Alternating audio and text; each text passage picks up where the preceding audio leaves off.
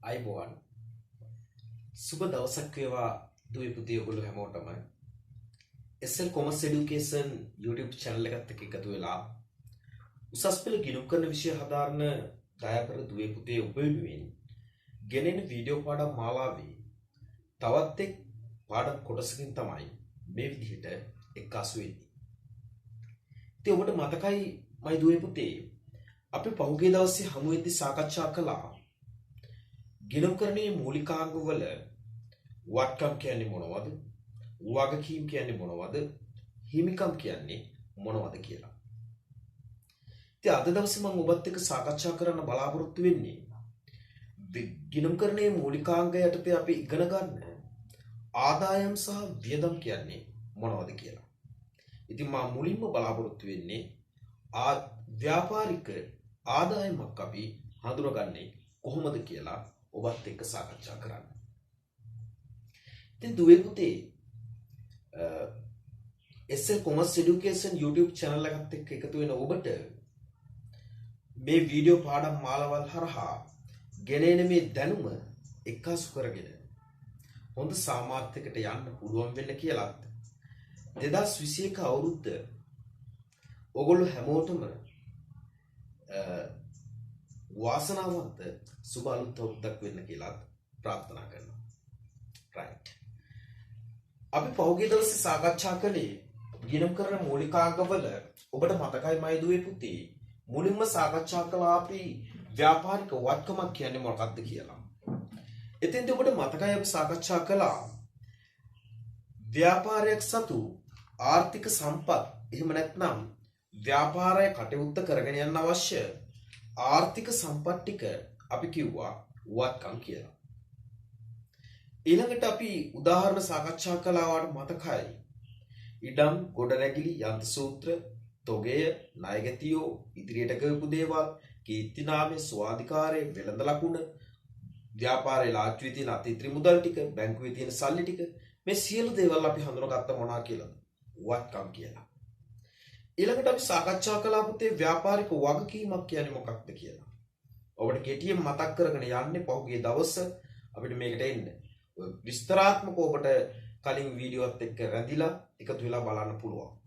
ඔබට මතකයි එතෙන්දී අපි කතා කළා මයි දුවේ පුතේ ව්‍යාපාරයක් සතුව තියෙන බැඳීම් වලට තමයි අපි කියන්නේ වගකීමක් කියලා. නැත්නම් ව්‍යාපාරයක් විසින් ගෙවිය යුතු දේවල් වලට අපි කිව්ව මොනවා කියලාද වගකීමක් කියලා. ඊළඟට අපි කතා කරා මයි දුවේ පුතේ ඔයාලට මතකයි හිමිකම් කියන්නේ මොනවද කියලා. එතෙන්දී අපි සාකච්ඡා කළා ව්‍යාපාරයේ අයිතිකරුවෝ අයිතිකරුවන් ව්‍යාපාරයට යොදවන දේවල් නිසා ඔවුන්ට ව්‍යාපාරය තුළ ඇතිවන අයිතිය අපි කිව්වා හිමිකම් කියලා. ආයිසරම මම ඔබට කියන්නම් ව්‍යාපාරයක අයිතිකරුවෝ අයිතිකරුවන් ව්‍යාපාරයට සම්පත් යෙදවීම නිසා ඔවුන්ට ව්‍යාපාරය තුළ ඇතිවන අයිතිය අපි කිව්ව පුතේ මොකක් කියලාද හිමිකම් කියලා. ඉතින් අද දවසේ ඔබත් එක්ක සාකච්ඡා කරන්නේ ආදායම් කියන්නේ මොනවද? right. එන්න බෝඩ් එකට ආදායම්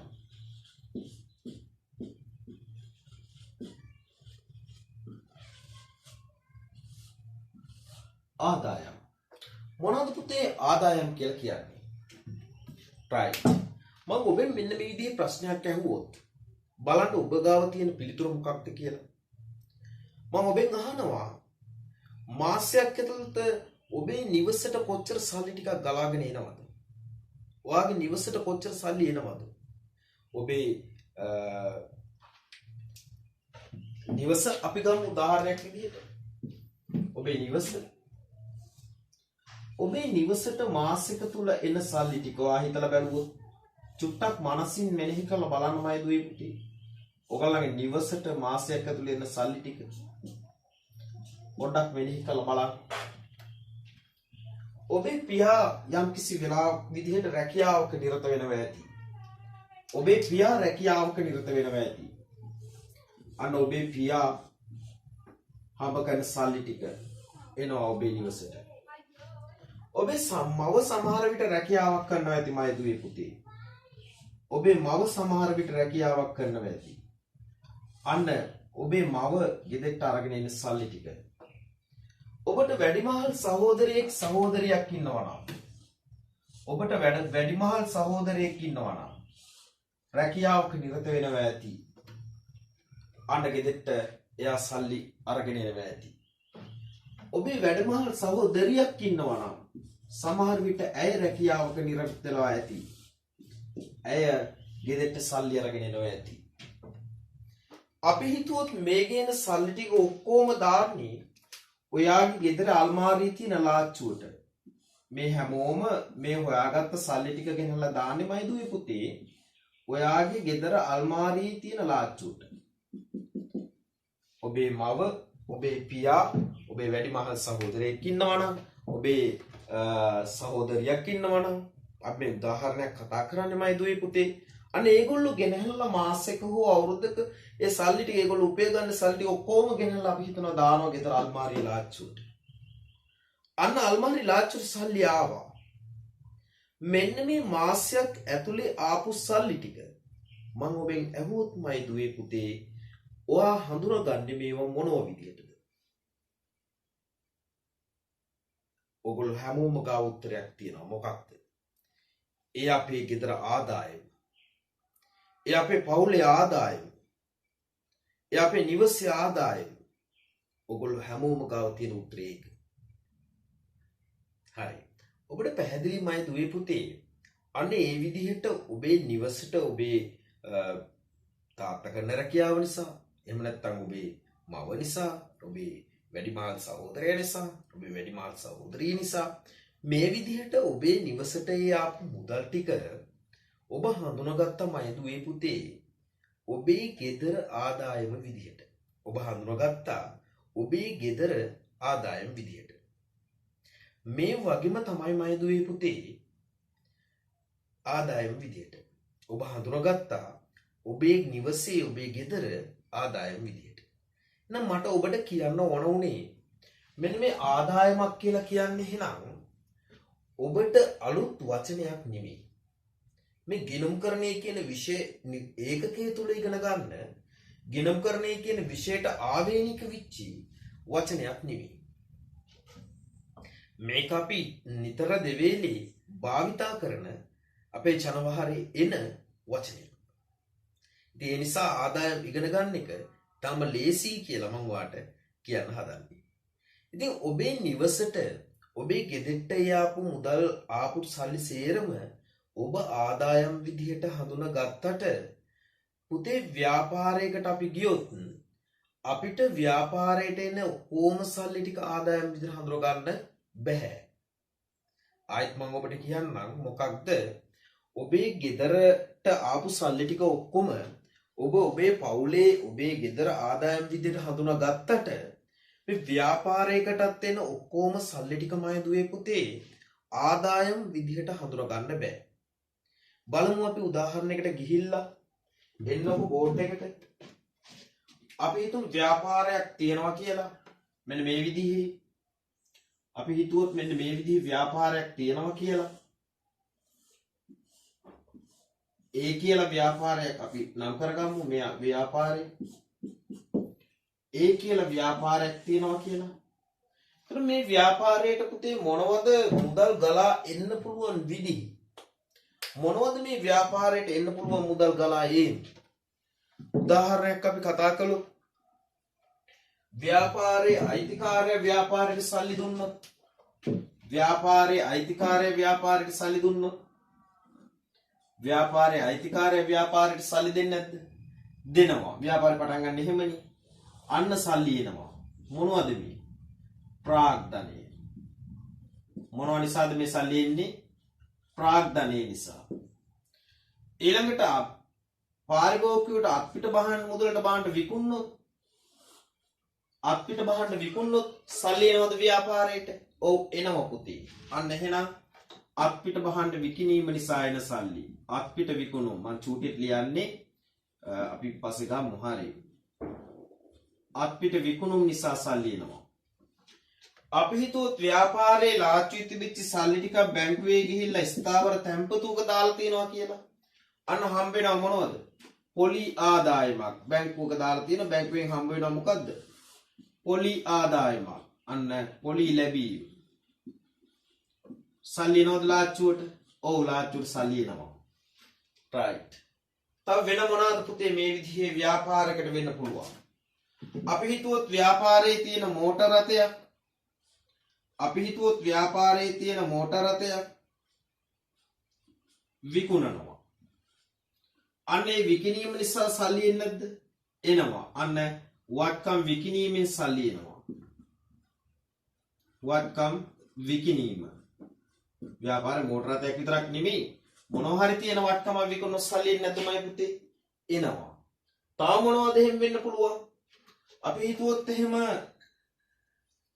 ව්‍යාපාරේ බැංකුවකින් ණයක් ගන්නවා. බැංකු ණයක් කරගන්නවා. බැංකු ණයක් කරගත්තොත් ව්‍යාපාරේ ලාච්චුවට සල්ලි එනවද පුතේ? එනවා. අන්න තව සල්ලි එන විදිහ. right බැංකු ණයක් ගන්නවා. ඊළඟට ණයගැතියෙක්ගේ සල්ලි හම්බ වුණොත් ණයගැතියෙක් කියන්නේ කවුද පුතේ? අපි දන්නවා. කවුද? ණයගැතියෙක් කියන්නේ කවුද? අපෙන් බහන්න ණයට ගත්ත කෙනෙක්. එහෙම කෙනෙක් ව්‍යාපාරයට සල්ලි දුන්නොත් අන ණයගැති ලැබීම. ණයගැති ලැබීම නිසා සල්ලි එනවද පුතේ? ඔව් එනවා. ණයගැති ලැබීම නිසා ව්‍යාපාරයට සල්ලි එනවා. ණයගැතියන්ගේ සල්ලි එනවා. right. වෙන මොනවාද තව එන්න පුළුවන්? තව මුදල් ගලා එන්න පුළුවන් විදි මොනවාද? ණයගැතිය දෙන්න පුළුවන්, බැංකු ණය දෙන්න පුළුවන්, වත්කම් විකුණන්න පුළුවන්, පොලි ලැබෙන්න පුළුවන්, අත්පිට විකුණුම් වෙන්න පුළුවන්, ප්‍රාග්ධනය වෙන්න පුළුවන්. ඊළඟට ආයෝජනය කරලා තියෙනවා කොහේ හරි සල්ලි. ආයෝජන ආදායම් වෙන්න පුළුවන්. ආයෝජන ආදායම්. right. තව මොනවාද? ආයෝජන ආදායම් වෙන්න පුළුවන්. ඇති. මෙන්න මේ විදිහේ පුතේ අර ඕගොල්ලන්ගේ ගෙදෙට්ට ඕගොල්ලන්ගේ තාත්තගේ රැකියාවෙන්, ඔයාගේ අම්මගේ රැකියාවෙන්, හොසුවන් රැකියාවෙන්, ඔබේ වැඩිමහල් සහෝදරයාගේ රැකියාවෙන්, ඔබේ වැඩිමහල් සහෝදරියගේ රැකියාවෙන්, ඔබේ නිවසේ ඔබේ ගෙදර ඉඩමෙන් එන සල්ලි ටික, දළු වලින් එන සල්ලි ටික, ආදායම් ටික, right. ඔබේ නිවසේ අල්මාරි ලාච්චුවට ඒ විදිහට සල්ලි ආව වගේමයි දුවේ පුතේ. ව්‍යාපාරයේ ලාච්චුවටත් මුදල් ගලාගෙන එනවා විවිධ ශේෂ්ත්‍රයන්ගෙන්. අන්න එහෙම එන මුදල් ටික ආදායමක් විදිහට හඳුනා ගන්නවද නැද්ද කියලා අපි තීරණය කරන්නේ ගිණුම් කරණයේදී පුතේ LKS 1 කියන ගිණුම් කරන ප්‍රමිතාංක 1ට අනුව. ඔබට මතකයි අපි වත්කම් හඳුනාගත්තේ, වක්කීම් හඳුනාගත්තේ, හිමිකම් හඳුනාගත්තේ මේ ගිණුම් කරන ප්‍රමිතාංක 1ට අනුව. එහෙනම් අපි ආදායම් හඳුනා ගන්න ඕනි කොහොමද කියලා මේ විවිධ විදිහට සල්ලි ගලාගෙන ආවට මේ වගේ අපි ආදායම් විදිහට හඳුනා ගන්න ඕන මොනවද කියලා අපිට ගිණුම් කරණයේදී කියලා දෙන්නේ පුතේ LKS 1 කියන ගිණුම් කරන ප්‍රමිතාංක 1ට අනුව. එතකොට මේ ආපු ඔක්කොම සල්ලි අපේ ආදායම් විදිහට හඳුනා ගන්න බැහැ කියලා පුතේ LKS එකකින් අපිට කියන්නේ. right. අපි බලමු මේ LKS 1ට අනුව මොනවද ව්‍යාපාරයක ආදායම් විදිහට අපිට හඳුනා ගන්න පුළුවන් කියලා. right. මම මෙයා වයිට් කරගන්න.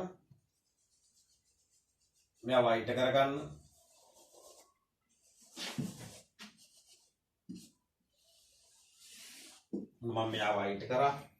අපි සාකච්ඡා කරපු කොටස. right. අයිට කළා මෙයාව. හරි.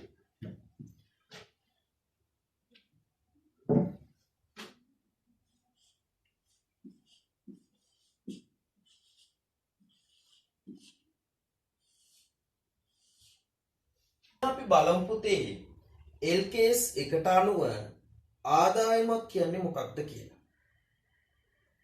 පුතේ ගිණුම් කරන ප්‍රමිතාංක එකට අනුව ආදායමක් කියලා කියනවා ඔබට දීලා තියෙනවා නිර්වචනය වත්කම් වල වැඩිවීමේ හෝ වගකීම් වල අඩුවීමේ ප්‍රතිඵලයක් ලෙස ඇතිවන අයිතිකරුවන්ගේ දායකත්වයන් හැර හිමිකමෙහි සිදුවන වැඩිවීමක් ආදායමක් කියලා.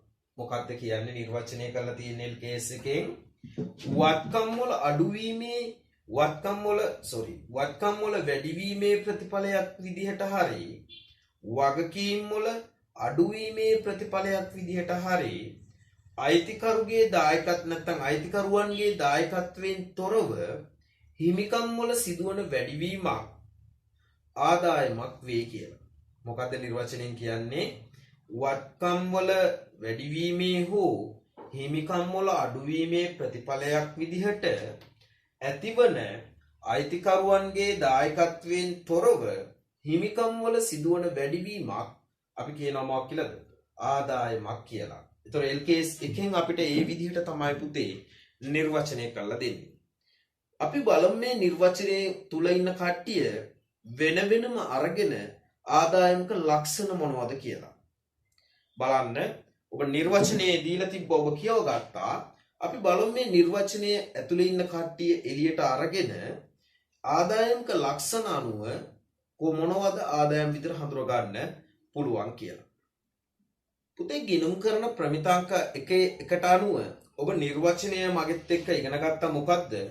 වත්කම් වල වැඩිවීමේ හෝ වගකීම් වල අඩුවීමේ ප්‍රතිඵලයක් ලෙස ඇතිවන හිමිකම් වල සිදුවන අයිතිකරුගේ දායකත්වයෙන් තොරව හිමිකම් වල සිදුවන වැඩිවීම අපි කොහොමද කියලාද? ආදායමක් කියලා. අපි බලමු පුතේ ගිණුම් කරන ප්‍රමිතාංක එකට අනුව මොනවද ආදායමක තියෙන ලක්ෂණ? එන්නකො බෝඩ් එකට. right. පළවෙනි ලක්ෂණය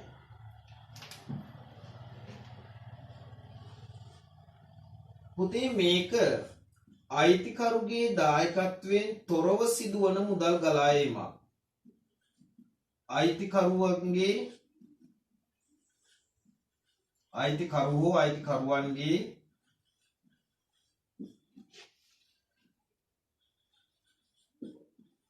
දායකත්වයෙන් LKS එකට අනුව පුතේ අපි මේ ආදායමක ලක්ෂණ ලියන්නේ අයිතිකරුවන්ගේ දායකත්වයෙන්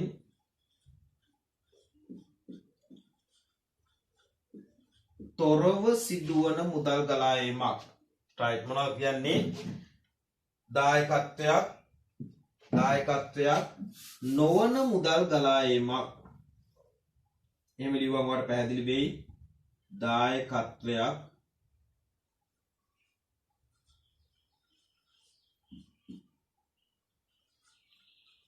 නොවන මුදල් ගලා ඒමක්.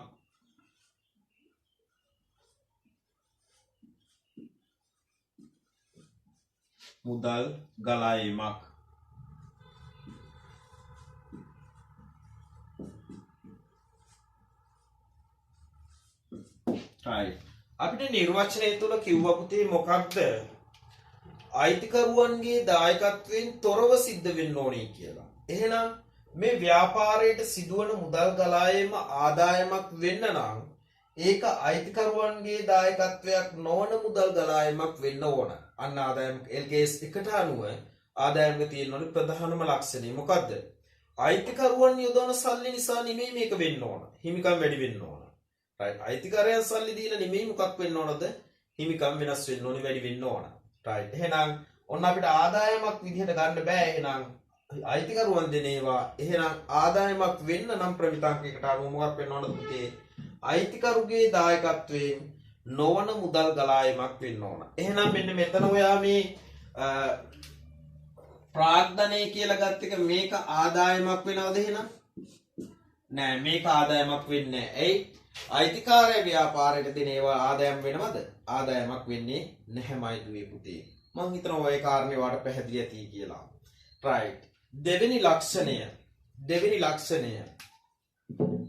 වත්කම් වැඩිවීම නිසා ලාභය වැඩිවීම. දෙවෙනි ලක්ෂණය වත්කම් වත්කම් මම වෙන පාටකින් ලියන්නම් ඒකට ඔයාලට පැහැදිලි මේක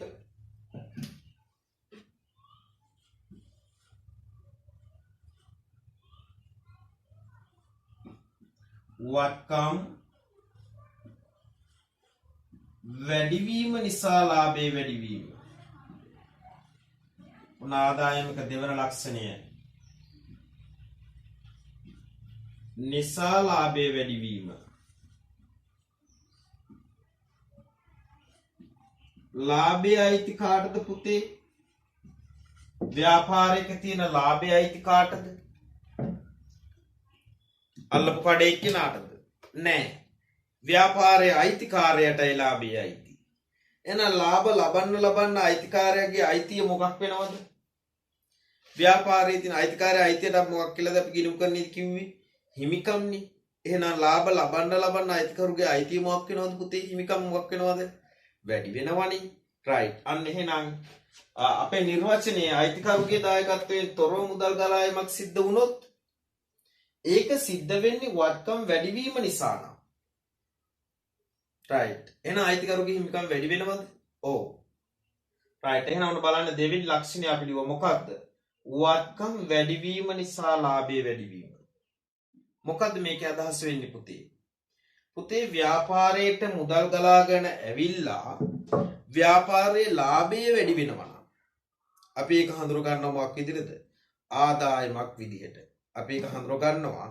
ආදායමක් විදිහට බලන්න මෙන්න මෙතන මේ මුදල් ගලාය ආපු ඒ වගේ අත්පිට විකුණුම් නිසා ව්‍යාපාරයේ වත්කම් වැඩි වෙනවද ඔව් මොන වත්කමද වැඩි වෙන්නේ අත්පිට බහන්න විකුණද්දි ව්‍යාපාරයේ මුදල් කියන වත්කම මොකක් වෙනවද වැඩි වෙනවා අත්පිට විකුණුම් කියන්නේ මොකද්ද සල්ලි අරගෙන බඩු දෙනවා අන්න එහෙනම් අත්පිට විකුණුම් නිසා ලාභය වැඩි වෙනවද ඔව් මුදල් වැඩි වෙනවා වර්ණ වත්කම් වැඩි වීම නිසා ලාභය වැඩි වෙන අවස්ථාවක් ඊළඟට පොලි හම්බ වෙනවා ව්‍යාපාරයට මුදල් එනවද ඔව් ගලාගෙන එනවා ඒතර ව්‍යාපාරයේ මුදල් කියන වත්කම් වැඩි වෙනවද ඔව් වැඩි වෙනවමයි පුතේ එහෙනම් අන්න මොකක්ද මුදල් කියන වත්කම් වැඩි වීම නිසා ලාභය නම් මොකක් වෙනවද වැඩි වෙනවා පැහැදිලි මම මේ කියන කාරණේ තේරුණා කියලා කියන්නේ රයිට් අන්න එහෙනම් උදාහරණ වලට මම කිව්වා දෙකක් පැහැදිලි කියලා කියන්නේ එහෙනම් රයිට් අන්න එහෙනම් වත්කම් වැඩි වීම නිසා ලාභය වැඩි වෙනවා පුතේ එහෙනම් තව මොනවද අවස්ථාව තුන්වෙනි ලක්ෂණය තමයි පුතේ තුන්වෙනි ලක්ෂණය තමයි වගකීම් අඩුවීම නිසා ලාභය වැඩිවීම වගකීම් අඩුවීම නිසා ලාභය වැඩිවීම තුන්වෙනි ලක්ෂණය තමයි වගකීම් අඩුවීම නිසා ලාභය වැඩිවීම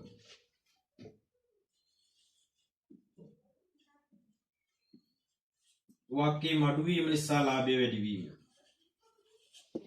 right මොකද්ද පුතේ වගකීම් අඩුවීම නිසා ලාභය වැඩි වෙන්න පුළුවන් අවස්ථාවක් මම ඔයාලට උදාහරණයක් කියන්නම් ව්‍යාපාරයේ පුතේ කාගෙන් හරි සැපයුම් කරුවෙක්ගෙන් මෙන්න මේ කියන ව්‍යාපාරය කාගෙන් හරි සැපයුම් කරුවෙක්ගෙන් බහඬ ටිකක් ගන්නවා පුතේ ණයට ව්‍යාපාරයේ කාගෙන් හරි ණයට අරගත්තොත් අපි එයාට කියන්නේ කවුරු කියලාද ණය හිමියෙක් කියලා. එයාට අපි කවුරු කියලාද කියන්නේ ණය හිමියෙක් කියලා. ඔන්න ව්‍යාපාරයේ බහඬ ණයට ගත්තා. අපි හිතමු මේ ගන්නේ රුපියල් 500ක බඩු කියලා. මෙන්න මේ 500 මේ ණය හිමියා කියනවා අපි හිතමු මෙයා x කියලා නම මෙයා කියනවා පුතේ මොකක්ද මෙන්න මේ අහවල් දවසට ගෙවනවා නම් 500ම එපා 400ක් දෙන්න ඇති කියලා. අන්න මොකක්ද උනේ 500ක් අපි සැබෑවටම ගෙවන්න තිබ්බා. හැබැයි අපි 400යි මේ ණය ගෙවන්න ණය සඳහා ගෙවන්න. එහෙනම් මෙන්න මෙතෙන්දී ව්‍යාපාරයට හම්බ වෙනවා 100ක සහනයක්. ඒ සහනයට අපි කියනවා මොකක් කියලාද? වට්ටමක්. 100ක සහනයක් හම්බ වෙනවා. ඒ සහනයට අපි කියනවා මොකක් කියලාද පුතේ? වට්ටමක්. එතකොට මේක ව්‍යාපාරයට ලැබුණු වට්ටමක්. ඒ නිසා අපි මේකට කියනවා මොකක් කියලාද? ලද වට්ටමක්. ලද වට්ටම් කියන්නේ ව්‍යාපාරයට පුතේ මොකක්ද? ආදායමක්. කොහොමද ඒක ඇති වෙන්නේ? වගකීම් අඩුවීම නිසා තමයි පුතේ ඒ ආදායම ඇති වුනේ. අන්න එහෙනම් අයිතිකරුගේ දායකත්වයක් නොවන වත්කම් වැඩිවීම නිසා ලාභය වැඩිවීම හෝ වගකීම් අඩුවීම නිසා ලාභය වැඩිවීම සිදුවන මුදල් ගලා ඒමකට තමයි අපි කියන්නේ මොකක් කියලාද? ආදායමක් කියලා. right. ආයෙසරම මම ඔයාලට කියන්නම් අයිතිකරුවන්ගේ දායකත්වයක් නොවන වත්කම් වැඩිවීම හෝ වගකීම් අඩුවීම නිසා හිමිකම් වල සිදුවන වැඩිවීමකට අපි කියනවා මොකක් කියලාද? ආදායමක් කියලා. එහෙනම් ආයෙසරම මම ඔයාලට කියන ඔළුවට දාගෙන මොකද්ද? පුතේ ලාභය වැඩිවීම කියන එක මම මෙතෙන්ට ඔයාලට අරන් පෙන්නුවේ ඔයා දන්නවා ව්‍යාපාරයක ලාභය අයිති වෙන්නේ අයිතිකාරයට. එන ලාභය වැඩි වෙන්න අයිතිකරුගේ හිමිකම්මක් වෙනවත් පුතේ වැඩි වෙනවා. අයිතිය වැඩි වෙනවා. එහෙනම් දැන් අපේ නිර්වචනය තුල තිබ්බ මොකද්ද? හිමිකමෙහි සිදුවන වැඩිවීමක් වෙන්න ඕන. හැබැයි ඒ වැඩිවීම වෙන්න ඕනේ අයිතිකරුගේ ප්‍රාග්ධනයේ දායකත්වයකින් තොරව. අයිතිකරු ප්‍රාග්ධනයේ යෙදවීම නිසා යාගේ කොහොමත් අයිතිය වැඩි වෙනවනේ. ප්‍රාග්ධනය යොදවන්න හිමිකම් වැඩි වෙනවනේ පුතේ. හැබැයි එහෙම වෙන ඒවා නෙමෙයි මේ කියන්නේ. එහෙම වෙන්නේ නැතුව වත්කම් වැඩිවීම නිසා හෝ වගකීම් අඩුවීම නිසා හිමිකමෙහි සිදුවන වැඩිවීමක් තමයි පුතේ අපි කියන්නේ මොකක් කියලාද? ආදායමක් කියලා. මම හිතනවා ඔයාට පැහැදිලි ඇතේ කියලා. එහෙනම් ඔයාලට මම උදාහරණ කතා කළා මොනවද? වත්කම් වැඩිවීම වලට උදාහරණ කතා කළා මොනවද? අත්පිට බහන්න විකිණීම, ණයට බහන්න විකිණීම. එතෙන්දිත් වෙන්නේ ඒකමයි පුතේ. ණයගැතියෝ කියන වත්කම් වැඩි වෙනවා. හරි නේද? right. ඊළඟට පොලී ලැබීම, කොමිස් ලැබීම, ආයෝජන ආදායම් ලැබීම මේ හැම දෙයකදී මේ ව්‍යාපාරයේ මුදල් කියන වත්කම් වැඩි වෙන එක පුතේ. අන්න වත්කම් වැඩිවීම නිසා ලාභයක් වෙනවද? වැඩිවීමක් සිද්ධ වෙනවා. පැහැදිලි මම කියන කාරණේ right. ඊළඟට වගකීම් අඩුවීම නිසා ලාභය වැඩි වෙන අවස්ථාවක්. මම ඔයාලට උදාහරණයක් කිව්ව මොකක්ද? ණය හිමියන්ට මුදල් ගෙවීමේදී හම්බ වෙන ලද වට්ටම්. හම්බ වෙන වට්ටම් අපිට කියන ලද වට්ටම්. අන්න එන ලද වට්ටමක් හම්බුනොත් ඒක ආදායමක්. එහෙනම් මෙන්න මේ ආකාර දෙකට විතරයි පුතේ ව්‍යාපාරයක අපිට ආදායම් හඳුනා ගන්න පුළුවන් වෙන්නේ LKS එකට අනුව. එහෙනම් ආයසරයක් අවසාන වශයෙන් ඔලුවට දාගෙන මොකද්ද? අයිතිකරුගේ දායකත්වයෙන් තොරව වත්කම් වැඩිවීම හෝ වගකීම් අඩුවීම නිසා හිමිකමෙහි සිදුවන වැඩිවීමකට තමයි අපි පුතේ කියන්නේ මොකක් කියලාද? ආදායමක් කියලා. මම හිතනවා ඔයාට පැහැදිලි ඇතේ කියලා. එහෙනම් අපි අවසාන වශයෙන් කතා කරලා බලමු මොනවද අපිට මේ ව්‍යාපාරයට සිදුවන මුදල් ගලා එම් වලින් ආදායම් විදිහට හඳුනා ගන්න බැරි ඒවා. අපි එකක් අපිට හම්බ වුණා මොනවද? ප්‍රාග්ධනයේ අපිට අයිතිකරුගේ යෙදවීම අපිට නිර්වචනය තුලම කියනවා ඒක ආදායම් විදිහට හඳුනා ගන්න බැහැයි කියලා. ඊළඟට බලන්න මෙතන ටික් පිච් නැති ඒවා වත්කම් විකිණීම. පුතේ වත්කම් විකිණීම නිසා ව්‍යාපාරයට සල්ලි ආවට ඒක අපිට ආදායම් විදිහට හඳුනා ගන්න බෑ. ඇයි ඒ? වත්කමක් අඩු වෙලා වත්කම වැඩිවීමක් සිද්ධ වෙන්නේ. ඒතර එතන ලාභයක් තිබුණා 100ක වත්කම 150ට විකුණුනොත් අන්නේ 50 අපිට ලාභයක් විතර හඳුනා ගන්න පුළුවන්. දැන්ට සරලව මතක තියාගන්න. හැබැයි අර වත්කම් විකිණීම නිසා අපි තුමු 100ක වත්කම 100ට විකුණන රුපියල් 100ක් ව්‍යාපාරයට ආව කියලා ඒක හඳුනගන්න පුළුවන්ද? බෑ. ඇයි ඒ? 100කින් මෝටර රථ කියන වත්කම අඩු වෙනවා 100කින් මුදල් කියන වත්කම වැඩි වෙනවා. එතකොට ඒකේ වෙනස බිඳුවයි. එහෙනම් වත්කම් විකිණීම නිසා එන සල්ලි අපිට ආදායම් විතර හඳුනා ගන්න බැහැ පුතේ. වත්කම් විකිණීමේ ලාභයක් තිබුණොත් ඒක අපිට හඳුනා ගන්න පුළුවන් ආදායමක් විදිහට. ඊළඟට බැංකු ණය ගත්තොත් අපේ ව්‍යාපාරයට සල්ලි එනවද? ඔව් පුතේ. බැංකු ණය ගත්තොත් ව්‍යාපාරයට සල්ලි එනවා. හැබැයි ඒ සල්ලි එන්නේ වත්කම් වැඩිවීම නිසා හෝ වගකීම් අඩුවීම නිසාද? නෑ. එහෙම සිදු වෙන ගලායමක් නෙමෙයි මේක. ණයක් විදිහටයි එන්නේ. ණයක් ගත්තොත් ඒක අපේ වගකීමක් විදිහට අපි හඳුනා ගන්නවා පුතේ. ණයක් ගත්තොත් ඒක වගකීමක් විදිහට හඳුනා ගන්නවා නම් ආයි තවත් ගිණුම් කරන මූලිකාංගයක් ඇතුළට ඒක අරගෙන එන්න පුළුවන්ද? බෑ. පැහැදිලි මං කියන කාරණේ. එහෙනම් බැංකු ණය නිසා එන සල්ලි ටික අපිට වගකීමේ ආදායමක් විදිහට හඳුනා ගන්න බැහැමයි දුවේ පුතේ. right. ඊළඟට ණයගැතියන්ගේ සල්ලි හම්බවීම. මේකත් හඳුනා ගන්න බෑ. ඇයි? පුතේ අපි ණයට බහන්න විකුණනකොට ණයගැතියෝ කියන වටකම වැඩි වෙන නිසා ඒක ආදායමක් විතර හඳුනා ගන්නවා. එතකොට ඒගොල්ලන්ගෙන් ආය සල්ලි හම්බ වෙද්දි අපි ණයගැති ලැබී ආදායමක් විතර හඳුනගත්තොත් එක සැරයක් බහන්න විකුණද්දී ආදායම හඳුන ගන්නවා. දෙවෙනි සැරේ ඒගොල්ලන්ගෙන් සල්ලි හම්බ වෙද්දී ආදායම හඳුන ගන්නවා. එහෙනම් අවස්ථා දෙකකදී එකම ආදායම හඳුන ගන්න පුළුවන්. බෑ. එහෙනම් ණයගැති ලැබීම අපිට ආදායම විදිහට හඳුන ගන්න බැහැමයි දුවේ පුතේ. එහෙනම් ඔයා මතක තියාගන්න අපි ආදායම විදිහට හඳුනගන්නේ මොනවද? ආදායම විදිහට හඳුනගන්නේ මොනවද? අයිතිකරුගේ දායකත්වයෙන් තොරව වත්කම් වැඩිවීම නිසා හෝ වක්කීම් අඩුවීම නිසා හිමිකමෙහි වැඩිවීමක් සිදුවෙන මොනවා හරි දෙයක් වුණොත් අන්න ඒව විතරයි අපි කේස් එකට අනුව ආදායමක් විදිහට හඳුනගන්නේ. මම විශ්වාස කරනවා ඔබට පැහැදිලි ඇති කියලා. මොකක්ද එහෙනම් ව්‍යාපාරික ආදායමක් කියලා අපි හඳුනගන්නේ? එහෙනම් අපි අද දවසේ සාකච්ඡා කළේ පුතේ මොනවද ව්‍යාපාරික ආදායමක් වෙන්නේ LKS එකට අනුව? මොනවද ව්‍යාපාරික ආදායමක් වෙන්නේ LKS එකට අනුව? මම විශ්වාස කරනවා ඔබට ඒක හොඳින් අවබෝධ වෙන්න ඇතේ කියලා. ඉතින් SL Commerce Education YouTube channel එකත් එක්ක එකතු වෙලා උසස් පෙළ ගිණුම් කරන විෂය හදාරන දුවේ පුතේ ඔබ වෙනුවෙන් ගෙනෙන වීඩියෝ පාඩම් මාලාවත් එක්ක සංයුස්සගේ ගිණුම් කරන පන්තියත් එක්ක එකතු වෙන ඕගොල්ලෝ හැමෝටම සුබ දවසක් සුබ අනාගතයක් ප්‍රාර්ථනා කරමින් අද දවසේ පාඩම් කොටස මේ විදිහට නිමා කරනවා. අපි හමු වෙමු ඊළඟ පාඩම් කොටසේ. ආයිබෝවන්.